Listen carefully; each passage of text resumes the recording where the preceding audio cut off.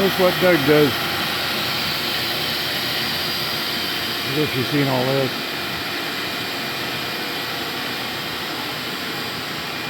And he got some homemade tools in here.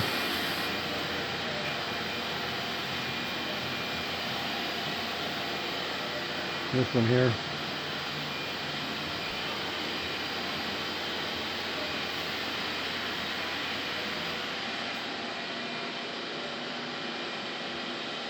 It's kind of a neat little rig here.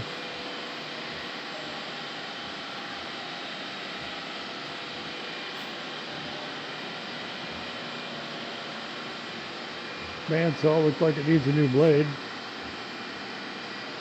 And hydraulic press. And he's got a TIG welder kind of like mine. And I got one like this. I think everybody's got one. Yep, they built some crazy stuff.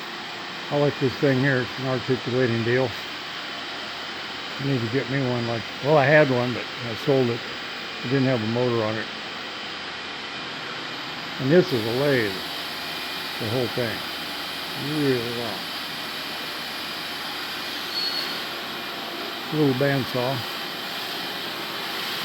Here's a big roller. Can't see how long it is.